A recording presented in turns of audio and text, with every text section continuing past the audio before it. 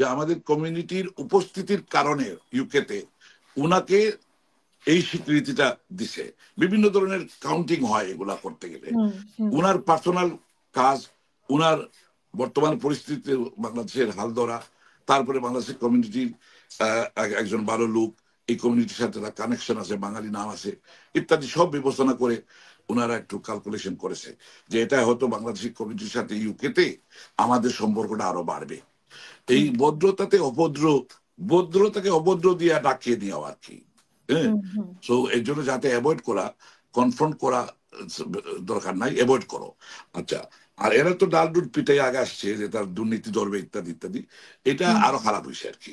এরা implicated on a very serious kind of corruption, যার কারণে উনাকে আমরা কিভাবে তাকে অ্যাড্রেস করবো এই সিচুয়েশনে আমরা দেখে আসছি যে হি ওয়াজ getting embarrassed by opposition and the press and media due to his coalition. আমি একটু ব্যাখ্যা দিই চাতাম হাউসে যে হাই কমিশনার কিভাবে চেষ্টা করবে বুঝাতে, এটা আমাদের ছিল না। চেতাম হাউসের কাজটা হলো তারা যখন কোনো ডিগনিটারিজ আসে, কোনো টক দেয়, তারা এটা তারা পাবলিসাইজ করে তাদের মেম্বারদের মধ্যে বিভিন্নভাবে মানুষ জানান দেয় আর কি, প্রেস মিডিয়ার মাধ্যমে জানে। তখন হবে কি, আপনি অ্যাপ্লাই করেন যে you want to be participant, এইভাবে একটু অ্যাপ্লাই করবেন। আমি জানি না এই জায়গায় ফি অ্যাপ্লাই করে কিনা না, তো ইউ অ্যাপ্লাই। তো অ্যাপ্লিকেশনের পরে তখন তারা যদি অ্যাপ্লিকেশন একটা থ্রাশহোল্ড থাকলো যে এতজন পর্যন্ত ম্যাক্সিমাম পার্টিসিপেন্ট রাখা যাবে, তো এই কোটা যখন বন্ধ হয়ে যাবে then you can do it. তো এখন প্রশ্ন হলো এগুলো হাইকমিশন থেকে এবং আওয়ামী লীগই দালালরা এগুলো আগে থেকে জানতো যে প্রোগ্রাম হচ্ছে, তারা ব্লক করে দিছে তাদের মানুষ দিয়ে। এই তো ব্লক করে দিয়েছে। এই তো আওয়ামী লীগ মানে তারা এই শিডিউলটা কিভাবে, হাই কমিশন ছাড়া তো তারা এই শিডিউল জানার কথা না। এই যে ওনার দোকানের সামনে সবার আগে তারা গিয়ে আওয়ামী লীগ গিয়েছিল, আওয়ামী লীগ চ্যাথাম হাউসের এরা তো পাবলিশ করে ইনফরমেশন, ঠিক আছে, তাদের করে তাদের মেম্বারদের যারা ইনভাইট করে, দিস ইজ এ ঠিক থিং, আমরা এই ধরনের একটা ডিগনিটারিজ আসতেছে, on so and so date এটা ডেট হবে, if you are interested you can book your slot. না, আমার কথা হচ্ছে আওয়ামী লীগ কিভাবে জানলো আর কিভাবে ব্লক করে দিল? এগুলো তো 3 মাস আগ থেকে আমারে বলা হয়েছে, 3 মাস আগ থেকে নাকি এই ঘটনাটা সাগির বক, ফারুক সহ আরো যারা ওই ক্রনিজ আসিল, ওনার যে associate, unfortunately this man he is not a strong style of man. ওনাকে যদি মানে এখানকার যে ওনার সাথে যে আওয়ামী লীগ দালাল টালাল আছে, এরা তো দীর্ঘদিন ওনার সাথে কাজ করেছে, মানে ওনাকে তারা কোনো সময় ডাকতো, উনি তো আর প্রেসিডেন্ট ছিলেন না, ওনাকে ডাকতো, ওনার তো আর প্ল্যাটফর্ম নাই, তো ওনাকে ডেকে যদি একটু বক্তৃতা দেওয়া হয় তো উনি তো কৃতজ্ঞতা বোধ করে আর কি ওদের কাছে। তো এই সাগির বক ফারুকের কাছে তো শিডিউল থাকার কথা না, হাই কমিশনের কাছে শিডিউল থাকার কথা। হাই কমিশনের সাগির বক ফারুক নাকি একই অঙ্গে বাধা হয়ে গেছিল নাকি, হ্যাঁ একই অঙ্গে বাধা হয়ে গেছে না সে প্রদত্ত। তো এই ধরনের খবরটা মার্কেটে আছে। তো আমি বলি, আমার মনে হয় যা ঘটে তার ওঠে নাকি না ওঠে তার ঘটে, সব মিলে আমরা আসলে ওনার মানে সাপোর্টটাকে আমরা সফল বলবো নাকি ব্যর্থ বলবো, কিভাবে?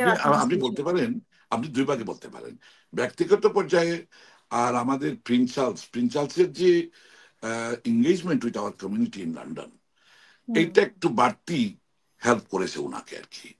যে প্রিন্স চার্লসের সাথে আমাদের ইউকে বা পার্টিকুলারলি ব্রিকলিন, ইস্ট লন্ডন, ওনার যে আদি বাড়ি টাওয়ার অফ লন্ডন, যেটা এটা তো টাওয়ার হমলেটে পড়েছে নানি, ও যে টাওয়ার অফ লন্ডন যেটারে বলে আর কি, বড় ওনাদের যে রাজপ্রাসাদ, মূল রাজপ্রাসাদ, এটা তো আমাদের টাওয়ার হামলেট যে পোস্টাল ডিস্ট্রিক্ট এখানে পড়েছে। তো যার কারণে আমাদের তো হেঁটে যাওয়ার বিষয় বিটুইন টাওয়ার অফ লন্ডন আর এখানে আমরা 5-10 মিনিটে হেঁটে চলে যেতে পারি ব্রিকলিন থেকে।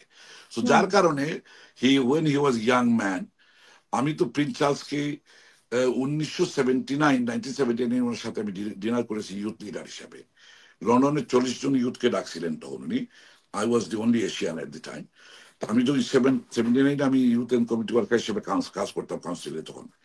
তো আমি গেছি and I found him very very মানে ক্যাজুয়াল আর কি দেখা করা। আমি 80তেই ক্লিনে নিয়ে আসছিলাম একটা ইউথ ফেস্টিভ্যালে ওনাকে। So that 1980। So we know he's very easily going man.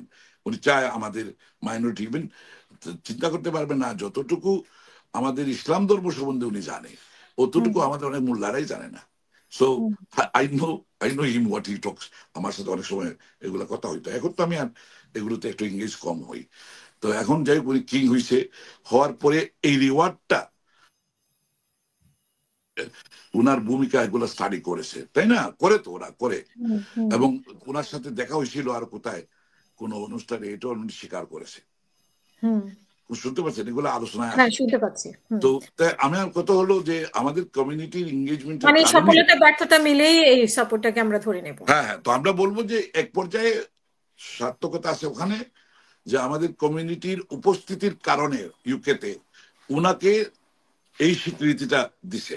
বিভিন্ন ধরনের কাউন্টিং হয় এগুলা করতে গেলে, উনার পার্সোনাল কাজ, উনার বর্তমান পরিস্থিতিতে বাংলাদেশের হাল ধরা, তারপরে বাংলাদেশের কমিউনিটির একজন ভালো লোক, এই কমিউনিটির সাথে তার কানেকশন আছে, বাঙালি নাম আছে ইত্যাদি সব বিবেচনা করে ওনারা একটু ক্যালকুলেশন করেছে যে এটা হয়তো বাংলাদেশের কমিউনিটির সাথে ইউকেতে আমাদের সম্পর্কটা আরো বাড়বে।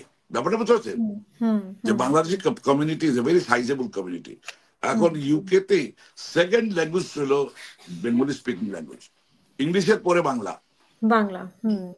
আর আরেকটা জিনিস আপনার কাছে জানতে চাই, তারপরে আমরা শেষ করব, যে টিউলিপ সিদ্দিক যে ওনাকে দেখা করার জন্য চিঠি দিয়েছেন, সেই চিঠিটা ওনারা পেয়েছেন, এটা কি এক ধরনের রাজনীতি বলে মনে করেন কিনা?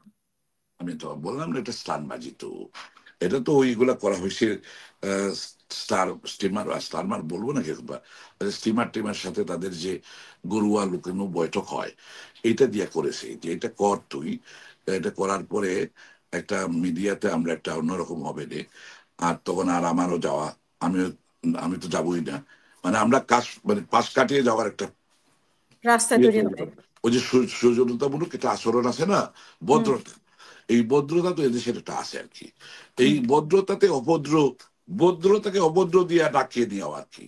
হ্যাঁ, সো এর জন্য যাতে অ্যাভয়েড করা, কনফ্রন্ট করা দরকার নাই, অ্যাভয়েড করো। আচ্ছা, আর এরা তো ডাল দুধ পিটাই আগে আসছে যে তার দুর্নীতি ধরবে ইত্যাদি ইত্যাদি, এটা আরো খারাপ হয়েছে আর কি। এগুলো জেনারেলি আগে থেকে কিছুটা এজেন্ডা ঠিক করা লাগে, যদি সরকার যেহেতু আসে করতে পারে তারা। কিন্তু এখানে দুইটা অংশ আছে, রাজার অ্যাডমিনিস্ট্রেশন আলাদা, বুঝতে পারছেন? আমাদের রাজার কিন্তু অ্যাডমিনিস্ট্রেশন আলাদা। রাজার অ্যাডমিনিস্ট্রেশনে যে সিদ্ধান্ত নেবে, যে ডিসিশনটা নেয়, এরা গভর্নমেন্ট বাধ্য হয়ে যায় এটাকে ফ্যাসিলিটেট করতে।